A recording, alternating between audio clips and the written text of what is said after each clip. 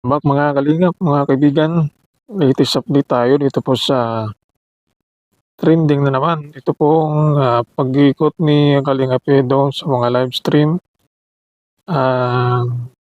Pakikiusap na wag nang ibas ito pong si V.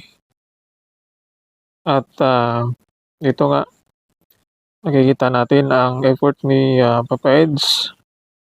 Pero sabi ng iba, huli ng lahat. Edo Beyonce, harapan na. Sa barangay na magkikita. Pag-uusapan na ba o itutuloy talaga 'tong reklamo laban sa kanya? Dahil sa pagpapatulpo ay nabanggit ito pong si Papa Edo na pinahiya ni Beyonce itong si Papa Eds, sinabihan na M. At eto,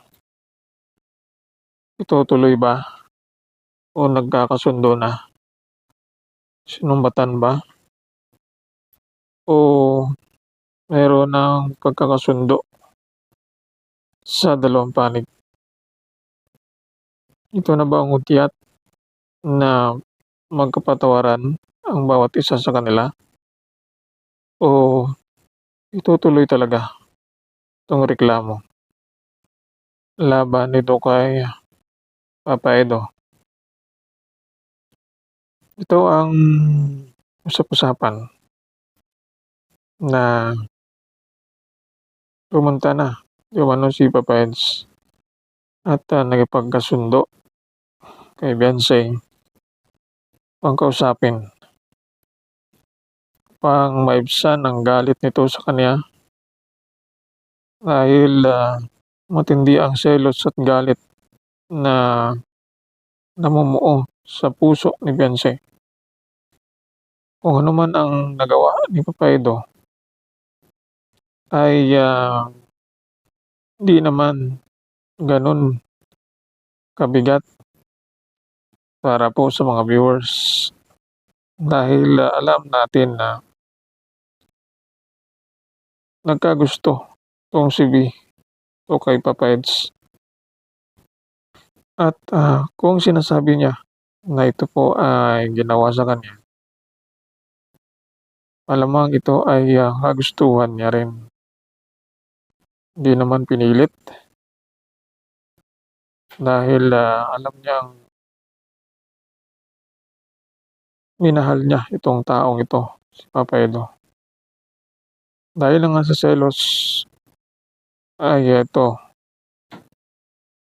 karoon ng galit sa puso ni Beyonce. Kaya umantong sa tulpo itong galit at ang damay sa galit ng buong Kalingap. Si Kuya Bal, Kalingap Rab, at lahat na ng mga reactors na bumabanat sa kanya. Ngayon, nakisawsaw na rin iba pang mga vloggers, mga reactor tungkol sa mga nangyayari. At itong si V gumawa ng YouTube channel para di umano pinsahan, pahayag ang kanyang saloobin, damdamin laban sa mga bashers. Pero di sa ngayon ang karamihan dahil alam nila na lalong bumaba siya sa social media. Pagpatuloy pa rin ang kanyang pag-i-expose sa kanyang sarili. Gusto niya ng katahimikan, pero pag gumawa ng channel ay hindi siya tatantanan ng mga bashers. Kaya itong ugat na ito ng galit ni Beyonce kay Edo, selos, at nakita niya na hindi siya kayang mahalin ni Papa Eds. meron di umanong mga babae, alam naman natin na matindi ang effort ni Papa Eds sa kanya. Siguro di pa time at hindi pa handa dahil nag-aalinlangan pa 'tong si Papa Edo. Pero alam natin sa puso niya may halaga 'tong si Beyonce. Dahil sa mga nangyayari 'to,